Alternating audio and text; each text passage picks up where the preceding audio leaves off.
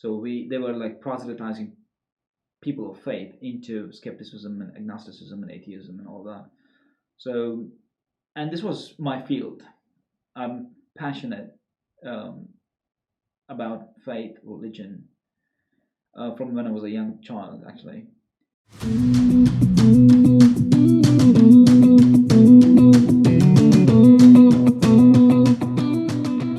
Hi everyone, and thanks for being with me. We've got a very special person who was just simply called Daniel at the moment. And Daniel's here with me because what happened was I've been asking people to send me an email if they're interested in appearing on my channel.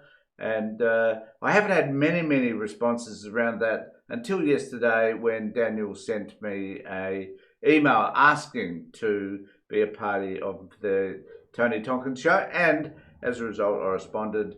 And strangely enough, Daniel doesn't live very far from where I live, so it's a bit of a blessing that Daniel lives so close.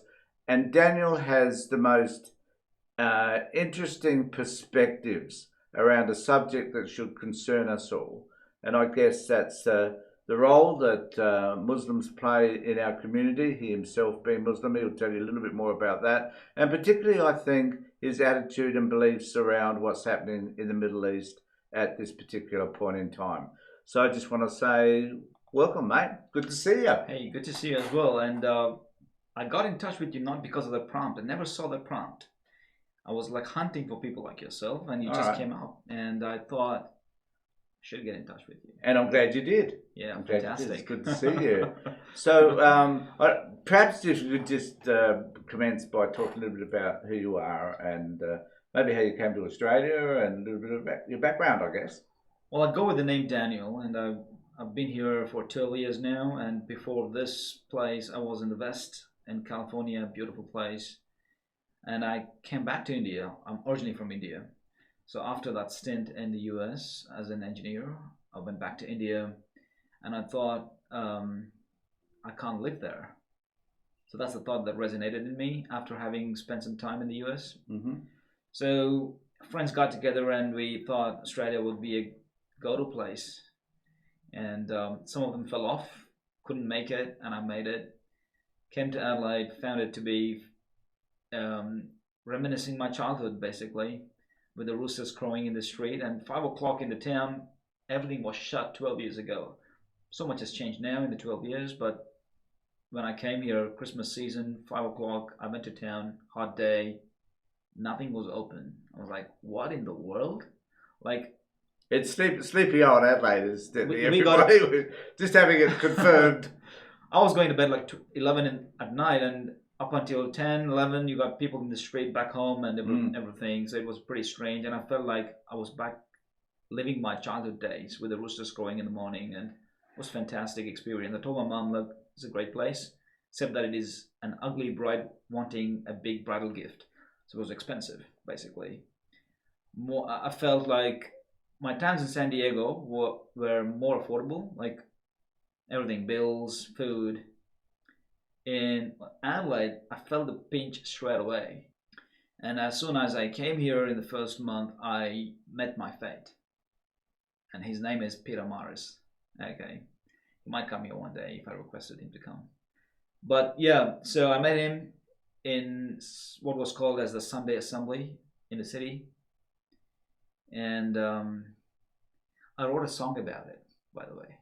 Okay, about this story. I just need to tell everybody that this man's multi-talented, and it's almost an embarrassment for someone like me with no talent in that area at all to talk to him. But he's here. There's a song about this on my channel. Oh, really? Yeah. You can actually play it now if you want to. But there's a song about this. Yeah, so you'll see. So this is his channel that you can see up here now. So we'll put that in the middle of the screen so that you can tune in to Daniel's channel. It's called subscribe. The Brave Morris. All right, yeah. It's called The Brave Morris. Okay, so have a listen to the song and let me know what you guys think about it. Okay. Yeah. Okay. You will see the power of my story when you listen to that song. I bet you. So you arrive in Adelaide. Were you working? Did you get a job when you got here? Oh well, okay. It's the story went like this. I was hunting for jobs. Obviously, my first gut feeling was I told my mom, "Look, don't worry, I'm the only son, right? So in the East, at least in the Eastern traditions, sons are responsible for the parents, right? You kind of stay with your parents. You married, but parents stay with you, right? That kind of stuff." Should we tell our children? I wonder about that. Adopt that a tradition. Yeah. So I told my mom and dad, I was married, obviously, I had a wife. So I told them, don't worry, I'll go there, grab a job, and next time I'm going to come and take you all, right? So I came here and I'm like looking for jobs. And like everywhere there's no doors shutting on me. I'm like, what the heck? Like I'm an engineer, worked on Boeing planes. Like what's going on? So I finally found something to volunteer after having this massive 80 years of experience working as a Boeing engineer. I'm having to volunteer down in Lonsdale. But that was a beautiful person down there. I met him, and he allowed me to come and have a shot in his firm. He was doing carbon fiber manufacturing. So I did that for some time. Couldn't do that for long because I was running out of money, and I had to get along, doing something to survive. So I quit that. Did other things that were sort of demanding. The situation was demanding for me to do those things, and I did it. And I got my wife here with my little girl, and so I had to do stuff to look after them. And in the meantime, while I was doing stuff that I don't like mentioning, I had a few more kangaroos come out, 2 more boys come out.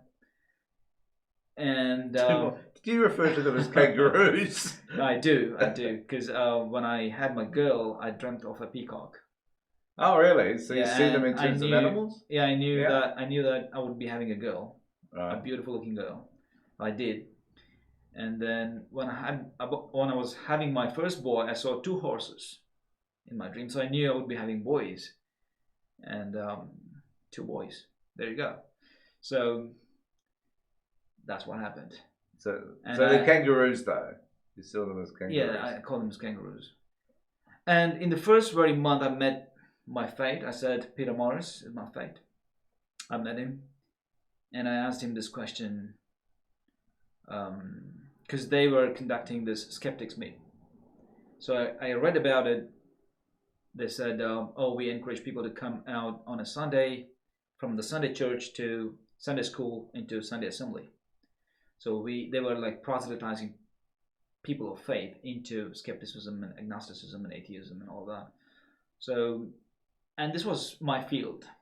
I'm passionate about faith, religion, from when I was a young child. Actually, there's a little bit of story that I'll tell you some other day when the time comes. So Peter Morris, I go him and I tell him, why do you disbelieve? Like, what are you looking for? And he goes like, where's the evidence? I'm go like, what manner of evidence do you require to have faith? And he shocked me. Nobody had answered me like how he did. Like usually, normally people would do like, oh, we can't see God, nobody's seen God, blah blah blah. But he said like, evidence means something that could convince me. And I'm like, whoa, this is $1 million ask. And I said like, okay, I've got an answer, Peter. And that started us talking together. Years of discussions. We met a few times in Adelaide City, and we became friends, and we, started visiting each other, and he gave me books to read. I read those books. But we were heading nowhere. Did he maintain his atheism, or he still is? I mean, he's not an atheist as he was before when I met him. He is more like an agnostic right now. Yeah, okay. He's like, okay, I can see the point of view, and he was an uncomfortable atheist. I had interacted with atheists before in the States. Some of them are my colleagues at workplace. Fantastic people. One of them is Bob, right? And he's, just want to let everybody know he's interacting with another one right now. Right. So with Peter, um, don't get me wrong. Aussies taught me how to swear. Okay. Oh, thank God. I wouldn't do That's that. constructive. I wouldn't do that. I never did that in my life. I never would swear. But in Australia, they said, "Say it, say it," and like, okay, I finally summoned my courage to say it. So when I met Peter, it's like I would I would get to hear that swear words attached to God, and that would be uncomfortable. But over a period of time, we became friends, and we got to know each other much better, and we became much more civil in terms of the subject matter being discussed. And I think it was the fourth year of our discussions. In that 4 years of time, there were hundreds of emails, thousands of text messages, and a lot of phone calls. And one of the visits to Adelaide Uni, where there was this philosopher from the USA doing his book release, and a few other things like that. And in the fourth year is when I'm writing my response, because Peter had met me before. Just before that, we met in Mantra, Hotel Mantra, in the foyer there. We were talking, and Peter said to me, he called me he doesn't know my Daniel name, which is my YouTube name. He knows me by my name. He said, "Masood, do you know how large is the universe out there? It's massive, and if there was this God who made that and he wanted us to believe in him, he would have told something about it to me or to us." And I went like, "He has, Peter." I was like, "Where is it? Show me." And that's when I sat down to write my first book, titled Ancient Astronomy, Allah's Narrative. Comes out of the Quran, okay. So after I wrote the book, I gave it to him and he read it. I also gave the book to Peter Goers in ABC Radio. All right, yeah. All right. Yeah. I did a short interview with him, but that never went on air. It's with me. Personally, I've got a copy of that. And Peter read that book, and I called him and I said, "How did you go with it?" And he hadn't read much of it or the whole of it. He just read into it, and I could see he had taken a foot back. And I felt, wow, it's hit him.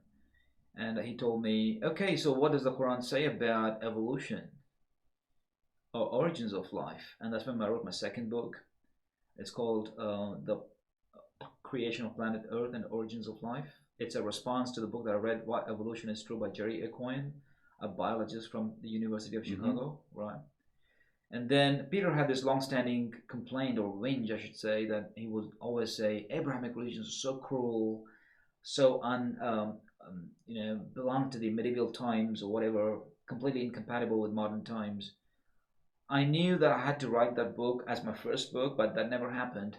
But eventually, when I finished my two books, which were the scientific core of evidence based on epistle thinking and epistemology, I sat down to write the third book, which is called The Sharia for Australians. Might spook your audience, but that's exactly what it is titled.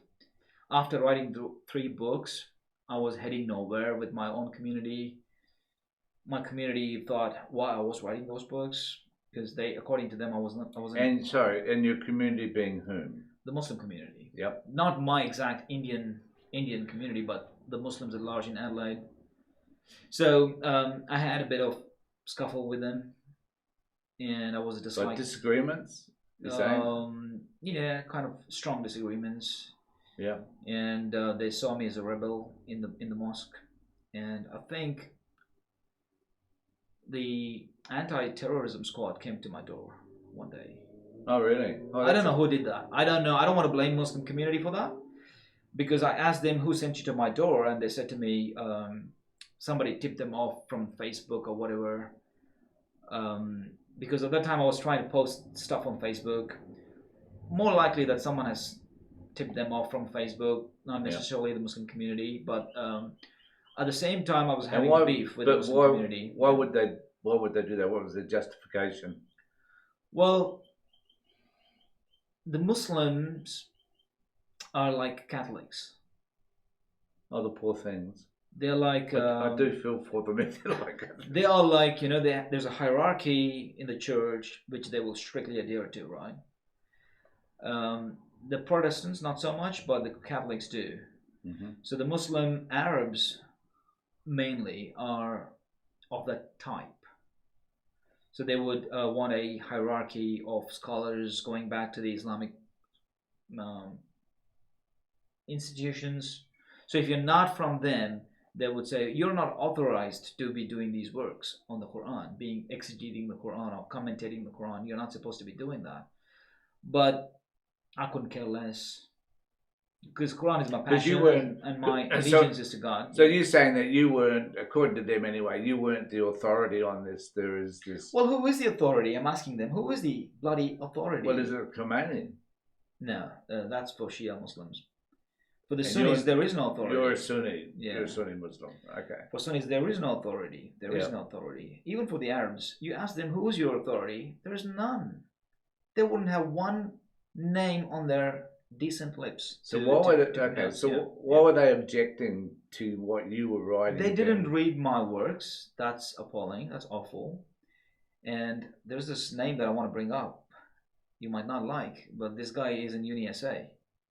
His name is Muhammad Abdullah. He is currently chairing the Islamic program in the UniSA. Yeah. I wanted him to read my book and make an opinion, frame an opinion, but he rejected the offer of reading my book. He's an academic. Oh my goodness. I don't know why we pay him from the taxpayers' money, basically. I don't know why we have these people. I have a complaint to Australian government, the way it functions. The way it's functioning is not based on merit. It's based on reference. It's based on appeal. And it's basically a corrupt system. It's not good for Australia. So I just want to come back to this terrorist thing. Yeah. So someone had reported you because of things you had said or things you'd written? I don't exactly, not exactly written, because of the scuffles I had with the community in the mosque.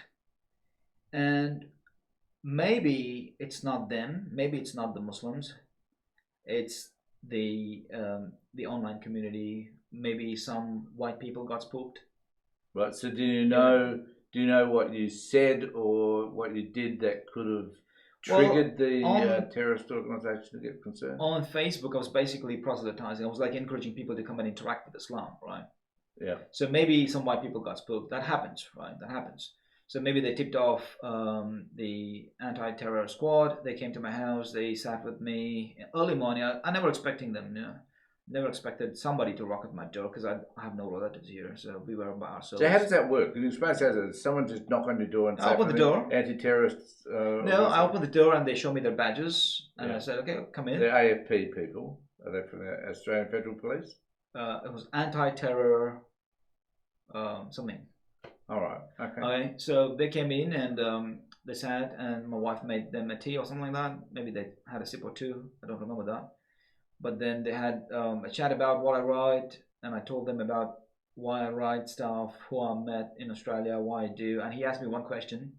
He said, how are you going to convert Australians in Islam?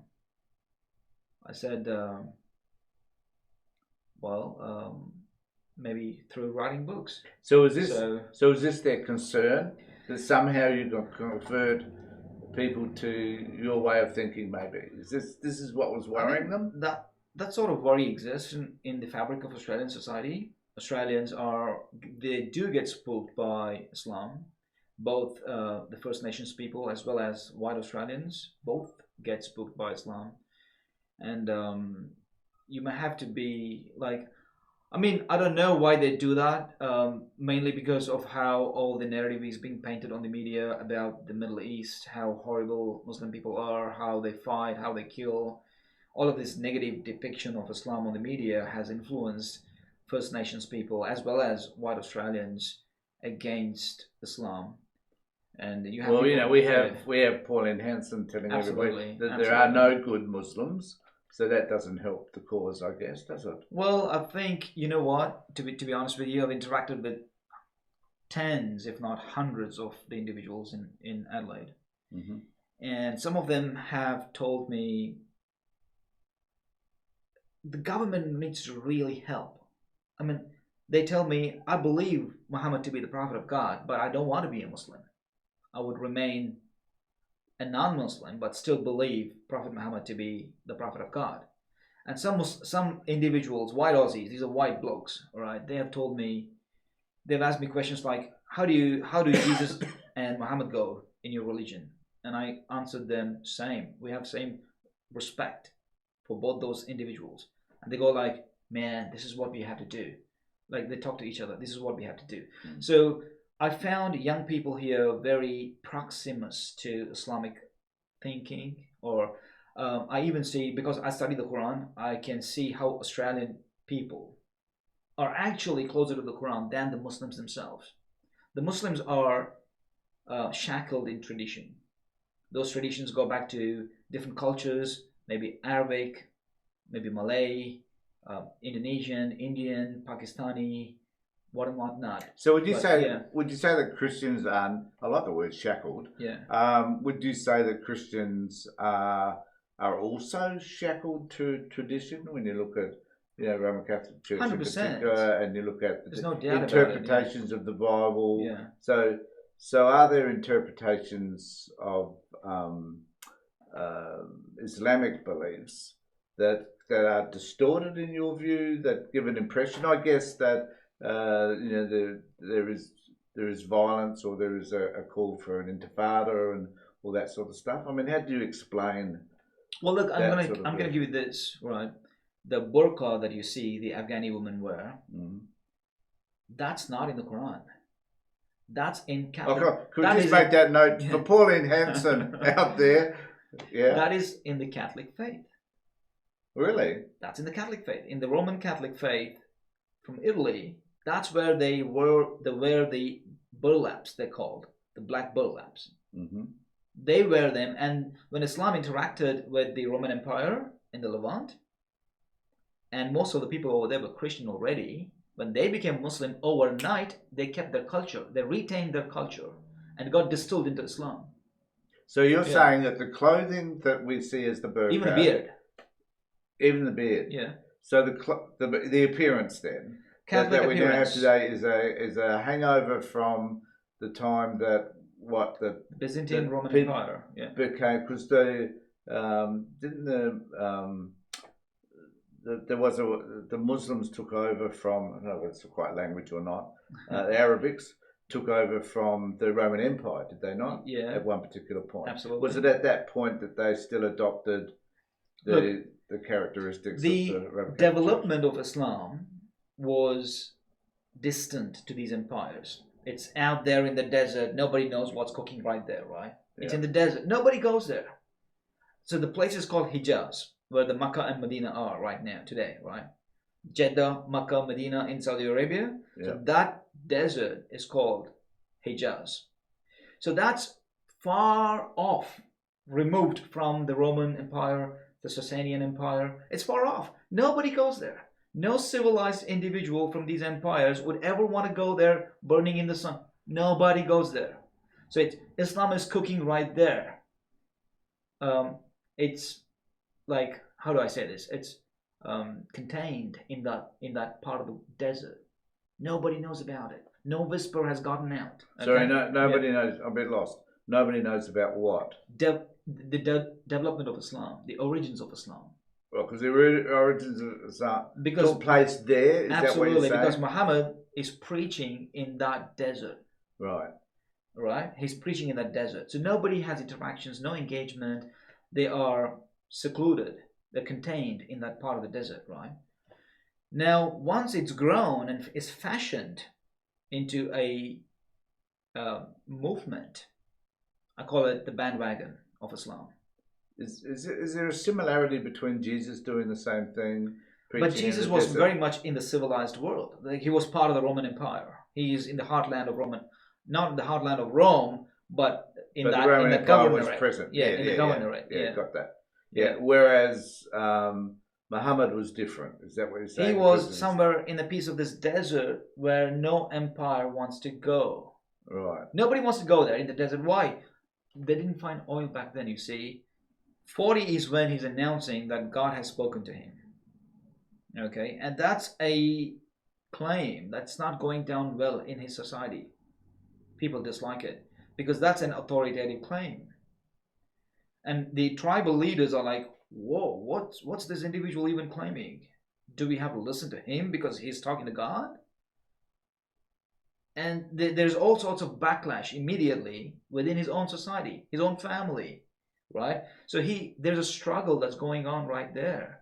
So that struggle took 13 years when they finally chucked him out. They're like, we cannot tolerate your message anymore in this town, so you will be killed if you don't leave. So he leaves the town, Makkah, and goes to Medina. So he has a reception in Medina. People there, they receive his message. They're receptive to his message. So they become Muslims. So when he went out of Makkah, he took like 70 people with him, or less than 100, around that number. That's how many Muslims there were who believed in him in his own city. So he moves out of that place into Medina, where he has this grand reception, because two tribes, Aus and Khazraj, of the Medinites at that time, this was called as Yathrib. That city was called as Yathrib. So the two Arabic tribes, Aus and Khazraj, they embraced his message. So they invited these Muslims to come over.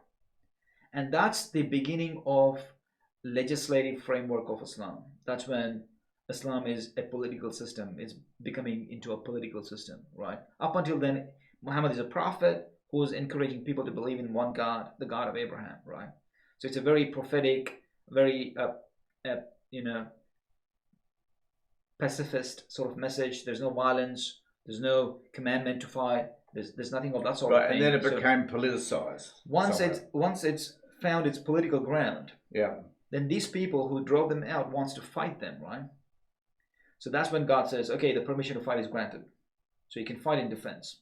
So that's when the Muslims are engaging with the other Arabs in a military engagement. So that's when the engagements are happening. So these engagements were not even pitched against Christians or the Jews or anything like that. They were against the disbelievers who basically did not believe in Prophet Muhammad to be the Prophet of God. So these were their own people. And in the first very battle, some of the Muslims are fighting their dads, their uncles, their brothers. And that's how the battle was. The battle was called the Battle of Badr, at the Wells of Badr.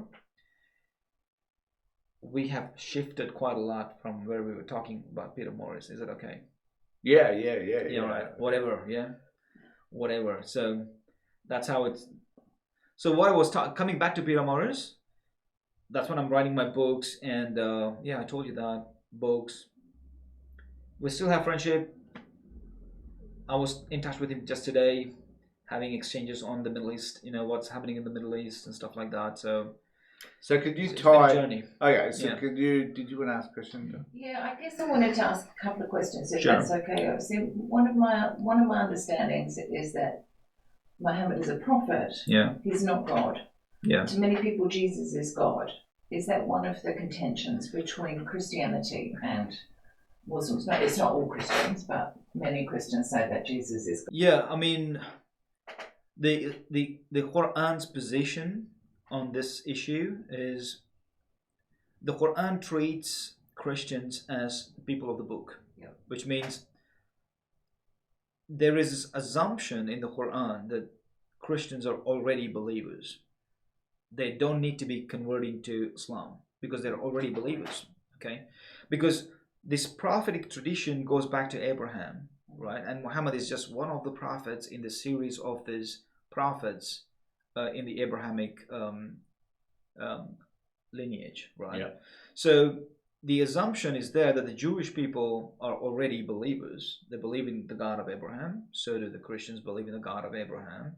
So there is no expectation from the Jews and the Christians to convert over to Islam, because essentially it's the same religion.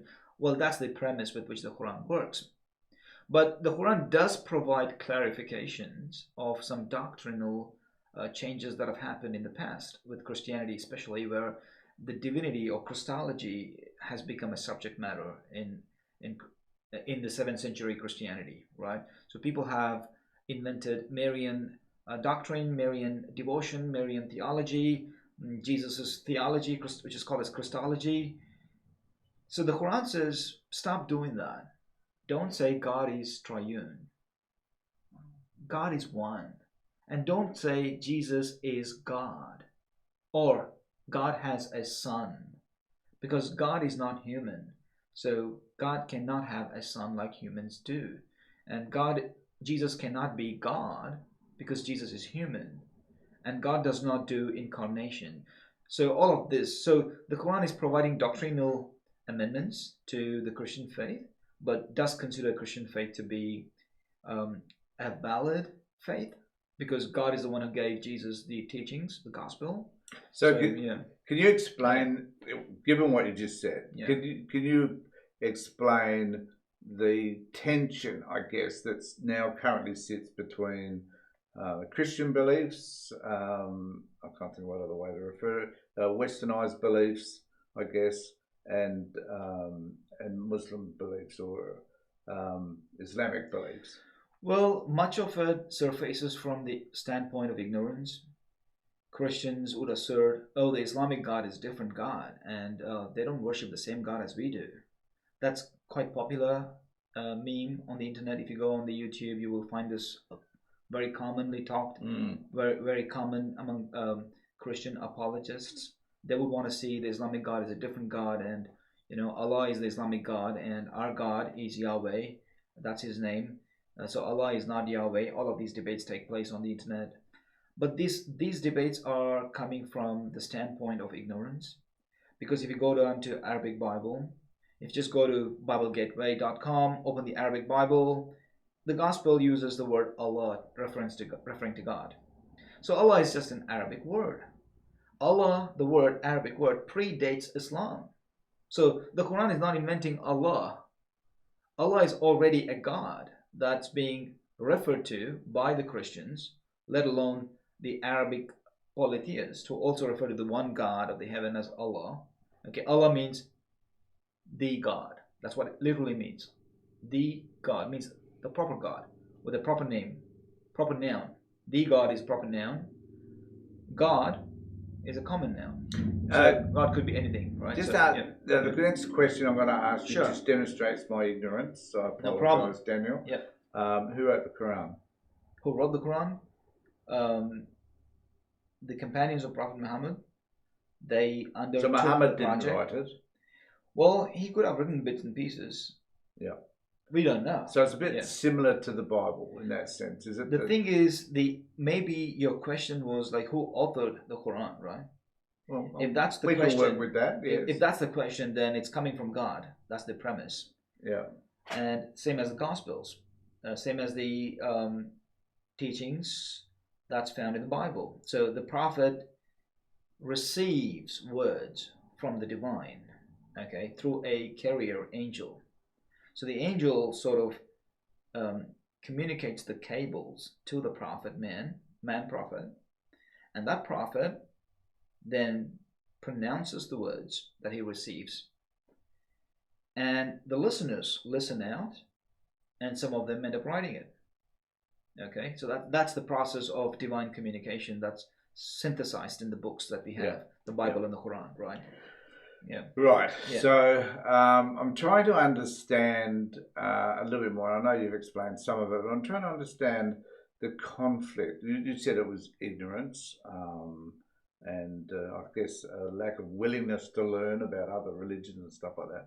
But it seems to be propagated now, this division between Muslims and Christians and others generally.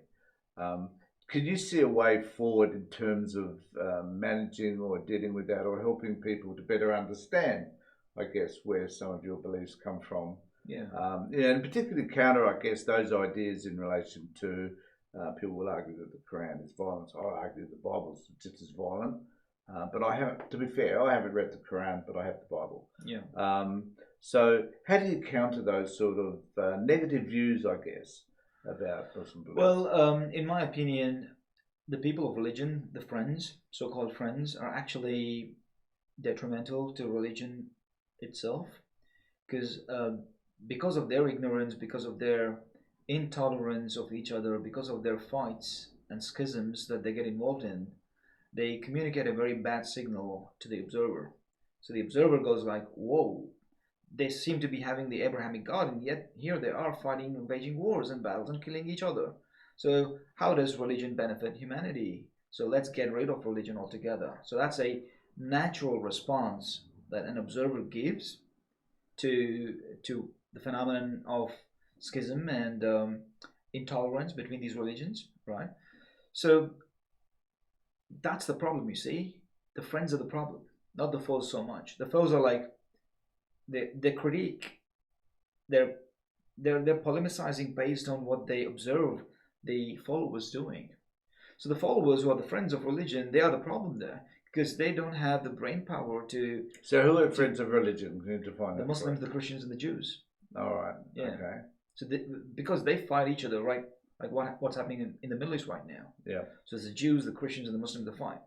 So the evangelical Christians from America prop up Israel, the Zionist regime, and they want to have superiority, and they fight the Muslims.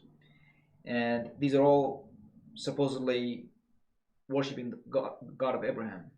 And if Abraham were to come and see what's happening, he would be completely disgruntled and dismayed, and probably very confused, I would imagine. Yeah, absolutely confounded to see what's going on. My children, and they're fighting and killing each other. Doesn't go down well. So there is a division though between Shiite and Sunni though. Yeah, there is. And there is, and this is part of the problem in the Middle East at the moment, is it not? That Khomeini was a Shiite, and then there's a whole lot of Sunni believers that are sort of sitting also in the Middle East. And what's that conflict that sits between those two type groups of people, do you think? Well, the earliest major schism that we had in Christianity goes back to the 10th century. Okay, that's when we have a major schism in Christianity. And we've since had battles between the two groups. So they fought in Ireland and UK. There's been fights, there's been battles, there's been killing. The same thing happened in Islam quite early, just the way it happened in ancient Israel quite early. David, the first king, the first coronated king, obviously the first king would be Saul, technically, but David, the first coronated king, immediately after his son departs, Solomon departs the throne, his two sons divide the kingdom. Like, it's immediate, right? They divide the kingdom of Israel into northern Israel and the southern Judah, right? Something similar happens in Islam, early Islam. 30 years into it, there is the first civil war where the fourth caliph, Ali, is pitched to fight a rebel, some governor from Syria. So the governor who was in Syria, he had a tenure being a governor there for quite some time, from the earlier caliphs who had governed the Islamic nation. So he was the governor of Syria for quite some time, up until then when Ali becomes the caliph. And because of the power he wielded over those exact armies that defeated Roman Empire, he thought he had the edge to rebel against Ali, and he did not pledge allegiance to Ali's caliphate. So Ali thought it was appropriate to bring him under submission. So he took his armies into the region, and that's the first civil war in Islam. That did not really resolve the situation, though. But later on, 5th year into caliphate of Ali was assassinated, basically, and then the governor who had defected, Muawiyah, he takes over the Islamic Empire, and that's the beginning of Umayyad Caliphate. So the caliphate transforms into kingdom from there on. So from there on, his son kind of inherit the Islamic Empire. Up until then, it is very democratic. The first caliph was elected, the second caliph was elected, the third caliph was elected, the fourth caliph was elected. But thereafter, it transforms into dynastic caliphate, because the Umayyads take over and they sort of give the banner to their children, and then a few hundred years, the Abbasids take over, and then they do the same thing, and the rest is history. But going back to the earlier times when Ali fought Muawiyah, the supporters who supported Ali became called as Shia Ali. Shia Ali, the word Shia means supporter, So Shia Ali is All supporters right, of okay. Ali, Yeah. and that's how the group Shia became a distinct group. Over a period of time, evolved as a uh, is evolved into a major distinction within How Islam, come they became primarily Iranian in the end? As it is today? because Ali had moved the caliphate from Medina, which was located in Saudi Arabia, into Kufa, where modern day Iraq. All right. So that Sasanian Empire had just been defeated by the Muslim armies. The Muslim armies went out of Arabia, defeated both Rome and Sasanian at the same time, in the same year, in fact. So it was a swift victory. Both empires, superpowers, fell, and as soon as those armies fell, the populations converted. Like, they took over Islam as a gift, like overnight. They became Muslim. So they hadn't learned a great deal of what the Quran was teaching. So all the Christians who lived in the Levant through Iraq, they saw the Quran and they went like, oh, we already know these stories. We know Moses, we know Abraham, we know Jacob, we know all of it. So they never, they carried their baggage and their culture and their learnings, and they directly started contributing to Islam. Their beards, their attires, the women wear, the burlaps, all of that became part of Islam overnight. And it is not, that's why you don't find that in the Quran. It's not in the Quran. But it became Muslim because of all these populations who lived there. They became Muslim overnight, and they kept their tradition and culture into Islam. So when did the clerics like the Khomeini become such a dominant force? Because I think original conversation you and I had, you referred to them, I think, as the Pope, the version of the Pope, if you like. So when did that happen, and how influential someone like Khomeini? So the Shia doctrine or political doctrine is this: they assert the Islamic governance or the government has to have the family of the Prophet take the governing role, right? So that's their political theory. The Sunni political theory is no, all people groups can equally partake in the government of Islam. So you don't have to be necessarily from the Prophet's family. So they're more eclectic. Yeah, absolutely. It's more eclectic. The fact being, the Quran is more eclectic. The Quran says your affairs, your public affairs, need to be resolved by mutual consultation. The Quran never makes a point. The government has to be, given to the family of the Prophet. The Quran never makes a point. All right. So therefore, the Sunni premise is much more Quranic, and therefore I'm a Sunni because I go with the Sunni political thought. That's where my allegiance is, right? I don't agree with the Shia because Shias, their political theory is not in the Quran, not backed up, not predicated in the primary text. Okay, but then the doctrine evolves and becomes an emergent theology in Shia faith. Okay, and then again, Shias are not a homogeneous body. There are subgroups, but all of the Shias have something in common. That is, they say the Islamic governance has to be from the reference of the family of the Prophet, right? So that's when you have these supreme leader who are spiritual leaders, which you don't have in the Sunnis. Which you don't have in the Sunnis. Right, and that's a significant difference between the two, absolutely, then, isn't it? Yeah. And so that's why you have a state like Iran that is governed by a cleric. Yeah.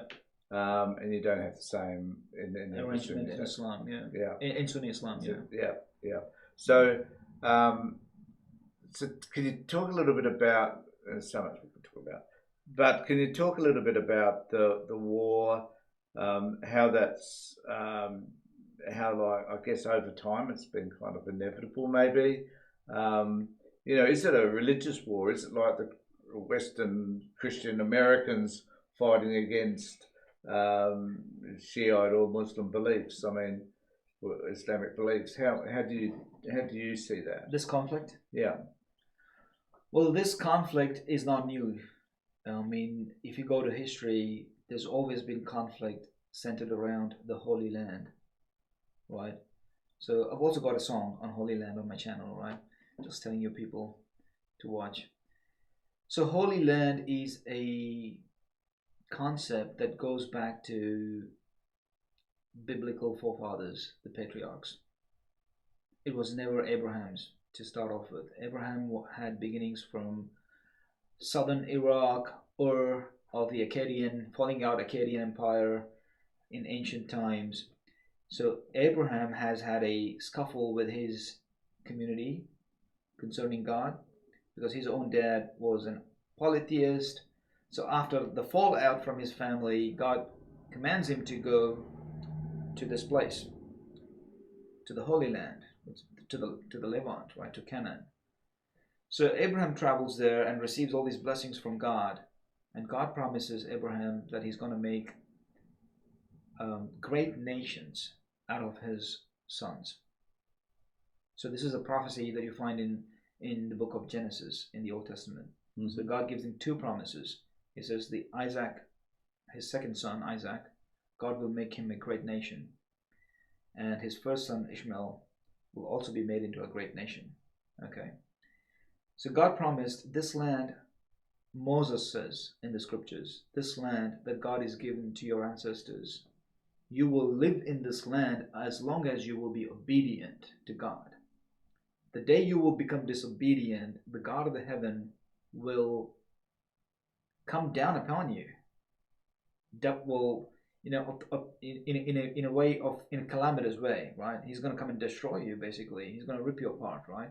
So it's a responsibility. The Holy Land is a responsibility. Okay. Now, why Holy Land? God says. Well, and another question for me is, where in the friggin' hell is the Holy Land? Sorry. Where is it? You mean literally? Israel. Literally, where is it? Israel. Right now, Israel.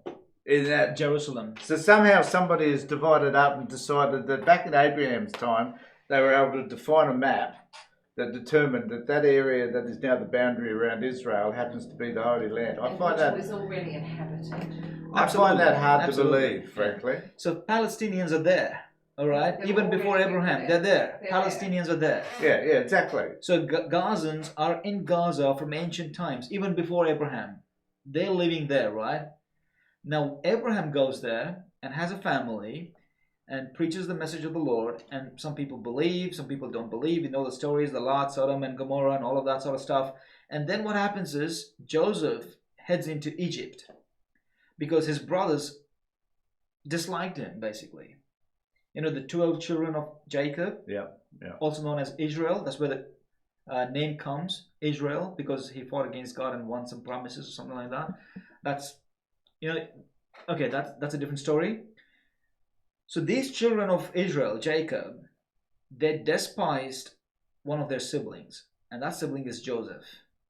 They despised him because he had some fabulous dreams which gave out the information that he's going to be a prophet one day. So the other brothers are like, oh, we want to be the prophet of God, so we can't give it to Joseph. So they despised him to the level that they had to kill him, nearly. So in that effort, Joseph gets excommunicated by the brothers, lost to a caravan. The caravan picks him up, takes him to Egypt. He gets sold there as a slave. And then God raises him in Egypt and gives him knowledge of interpreting dreams. All right. So the Pharaoh has a dream which Joseph interprets, has socio-economic entailments for Egyptians back in that day, because the drought lasted for so long, 7 years. So Joseph made fantastic arrangements in terms of agriculture and storage and all of that sort of stuff. So Egyptians were reconciled with the God of Abraham through the efforts of Joseph. And that's how Joseph brings his entire family later on from Canaan into Egypt, and the Israelites later on become slaves, enslaved by the later pharaohs who come up in Egypt.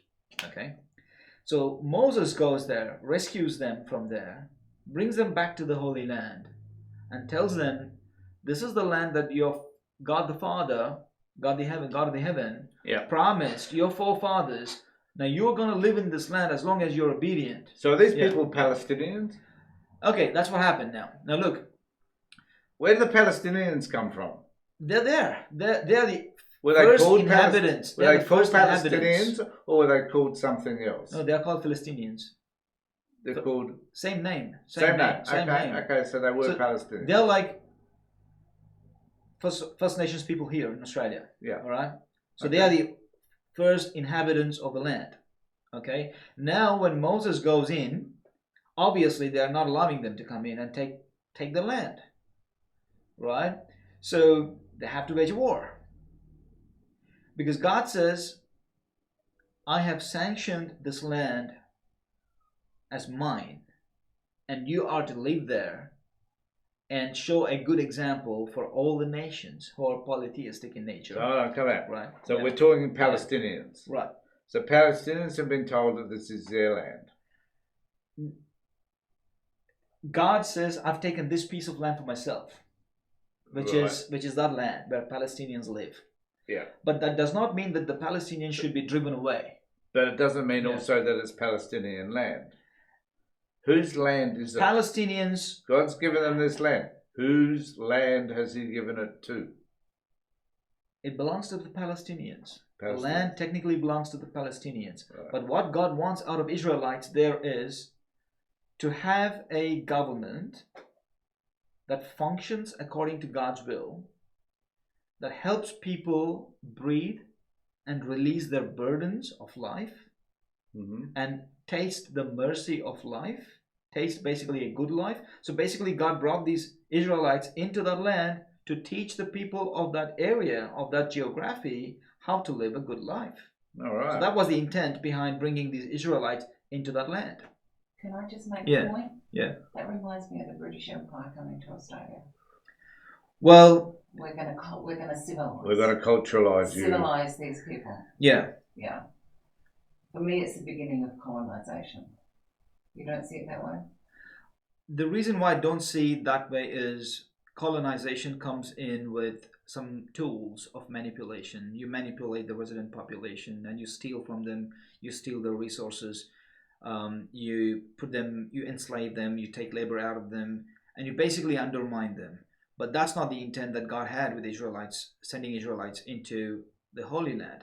God did not say you can enslave people. God did not say you can rob the resources. The whole purpose of sending Israelites into that land was to administer. Colonization comes in with some tools of manipulation. You manipulate the resident population and you steal from them, you steal their resources, you enslave them, you take labor out of them, and you basically undermine them. But that's not the intent that God had with Israelites, sending Israelites into the Holy Land. God did not say you can enslave people. God did not say you can rob the resources. The whole purpose of sending Israelites into that land was to administer justice and teach people the ills and the evils of polytheism. Because polytheism was ruining people's lives, basically. So And yet there's quite a bit of endorsement of slavery in the Bible. apparently there is, and that's not those are not the dictations of Almighty God. Almighty God never dictates enslaving people. He's the one who freed people from bondage. These Israelites, Hebrews, were slaves in Egypt. God never commanded the pharaohs to enslave them, and God never taught these people who were enslaved, but freed them, and they should have learned the lesson of freedom. And yet both the Ottoman Empire and the British Empire were very well known for slavery. Yeah, but there's a difference That's between... thousands of years. Absolutely. There is slavery. Look, slavery, God never instituted slavery. God never once said in the Bible, slavery was fine, or slavery, you can enslave. God never once said in the Bible, slavery was fine, or slavery, you can enslave. Or he never issued a command, some people can enslave other people. Slavery was contracted much before Abraham. Egyptians were doing it all the time. So Egypt was already an empire, a civilization. So they had slavery right then. I mean, slavery has been something part and parcel of human societies, human fabric. God has no role to play in it. In fact, God in the Quran liberates, even in the Bible. God says there are ways of how you can emancipate slaves, how you can get rid of this slaving culture. So there is a pathway of reforming this culture and getting rid of it. in fact. Okay, but did the people do it? That's a separate No. question. That's a separate question, right? But God at least wants that to happen. But who did it? When did it happen? Those are different questions. Yeah. But from my understanding, there's permission in the Bible anyway. I don't know about the Quran. For people to take slaves within the Hebrews, and to take slaves which was more like indentured slavery, just for 7 years or something, but more permanently if they belong to a different race. There is permissions in the Quran and in the Bible to manage slavery. Okay, not to institute slavery, but to manage slavery, because these people groups, remember, these are minorities. Hebrews were already enslaved.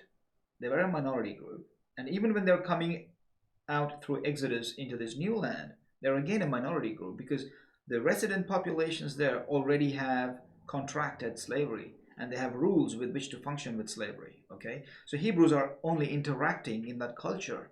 So when you interact with the slaving culture, you know what happens? The stakes are against you. If you fight a war and you lose, you will be enslaved. And now there is no motivation for this particular group, which is a minority group, to fight, because they're afraid of being enslaved. So they're not going to fight. But if there is a provision based on equality, then there is motivation to fight. So they're like, okay, now we can engage, because if they take slaves off us, we can also match it. We can also take slaves off them. So that's equality. So based on this premise, God says, okay, you can manage slavery, and I'm going to give you rules how to manage slavery. Those are humane rules, by the way. If you study the Quran, you will get a first-hand impression of what God says about slavery. In the Bible, they are annotated through the Hebrew culture, so it's a bit more distorted there. So you get a distorted impression out of the Bible. But in the Quran, obviously, the Quran is the assumption of the Quran is it's not corrupted text, right? So you can go and if you want to do polemics of that, criticize slavery in the Quran, you're welcome to do it. I want to see how you fare well with it, okay? Because it's pretty decent. The way the dictation, the legislation out there is pretty decent, pretty humane about how you manage the system of slavery. Because even as Muslims who were coming out of the Arabia, interacting with larger empires at that time, if they lost that battle, they would be enslaved, absolutely enslaved. So there is no motivation for the Muslims to engage with these empires unless it's on the premises of equality. So there has to be equality in terms of how you would manage the consequences of the battlefield. So slavery has been permitted, but only to manage it. And there is a pathway in the Quran to liberate and emancipate slavery. Unfortunately, the Muslims didn't do it, but they did pretty well. The British were horrible at it, but Muslims did pretty well. The Muslims, in fact, did not enslave populations. They only enslaved people who partook in the battlefield. That's the contribution of the Islamic world. The Islamic world sort of instituted you can't slave people who are non-combatants. So non-combatants were never enslaved in Islam. The devshirme system that was practiced in the Ottoman Empire was specifically tailored at what is called as a blood tax out of the population, because they did not want to enslave the population. So what they did was, we will take blood tax out of the population. So every 40 houses, they would have a boy recruited from that family, and they were handsomely paid. They were not like treated like slaves. They were who were they? They were army commanders. They became grand viziers in the Ottoman Empire. That was not slaving. That was profiling people out of that their fortress, their empires. What do you call that? Their sovereign right that they exercised over the populations. And I guess one of the important issues to actually focus on is, why did this happen? We could look at it historically. Yeah. I'm sure you've got plenty of explanations for that. But why did it happen now? Yeah, okay, why did it happen now is, again, you got to go back to the fallout of the Second World War, when Israelites were not there in Israel. I mean, they were there as citizens who lived during the Ottoman Empire. So they were there, they were living there, some of them were living there. But after the fall of the Second World War, especially after the dissolution of the Ottoman Empire, is when the Zionist lobby of the Israelites, they saw the opportunity of rehabilitating themselves in that land, because they were being persecuted across Europe, and there were tens of pogroms by the Christian world being inflicted on the Jewish people. The famous of all is the Catholic Hitler persecution of killing of the Jewish people. But Jewish people all along for 1400 years of Islam had wonderful time with the Muslims. They flourished under the Islamic Caliphate. They flourished under the Islamic Sultanate, the Ottoman Empire. They flourished. They became super rich. And that's when they wielded that money power, economic power onto the British Empire, right? So when the British and the Allied forces come in, they break open Ottoman Empire. They infiltrate the Arabia, and they make kings out of nomadic people. They promise them large swathes of this land, this territory that belonged to the Ottoman Empire, and all of that was happening. Is when the Israelites who lived in Europe are coming up with this plan of rehabilitating themselves, because they are being persecuted in Europe. They want to go and have a land for themselves, and they are like, holy land, we want to go there, right? So the British kind of play a foul game there. They promise Arabs something, and they make them rebel against the Ottoman Empire, and then they promise Jewish people something else, and they give it to the Jewish people, taking a lot of money from them, right? So you can imagine how much rich Jewish people were back then, having lived in the Ottoman Empire, right? So all of the money goes to the coffers, to the British Empire, and the British play a foul game, and that came as a surprise to the residents of that. Did the Jewish bribe the British government in terms of? They still do. What is IPAC?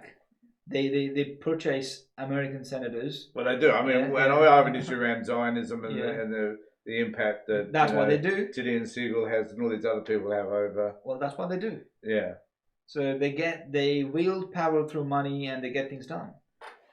You can say, I don't know what the end game is for either of these sides. You can say in those regions there is a fair mix of populations. You can say Sunnis and the Shias both are part of Hezbollah, and even in Hamas, you can say there's Shias among Hamas as well. So all of those are possibilities, because these regions, especially the Levant, is pretty mixed. The Shias and the Sunnis are pretty. It's not like Saudi Arabia and Iran. It's not like that. It's over there. There is a very good, healthy mix of the Sunni and the Shia populations. Mm-hmm. I should be really mad at the Jewish people, right? More than the Shia. I should be really mad. I should be really angry. I should really hate them a lot. I don't hate Jewish people as such. What I hate is the government of Israel. There's the difference. Them being unjust, them being oppressive, them being apartheid-like. You know what I mean? Yeah. So that's where my hate is concentrated. It's not to the Jewish people themselves. Yeah, well, it's not the argument I've had many, many times, is that, we criticise the IDF and suddenly we're anti-Semitic. Yeah. Whereas you take the same perspective, I guess, don't you? That we can criticise the government for their actions. Absolutely. And so on. And would you argue, though, that that's the same with Iran? We can criticise their inhumanity towards their own people, but we need to differentiate that from the belief, the Shiite belief in particular. That's who we are as human beings. Yeah. We dislike the wrong done. We like the good done. So it's common to the human fabric of who we are as human beings everywhere. But somehow we conflate the because we have political vested interests. Yeah, true. Like Donald Trump wants to make a big holiday destination in Gaza, right? Like he's got these plans of putting up these mansions out there, beachfront properties. That's abhorrent. Like, how can you like it? Like, that's true. Yeah. And there you go.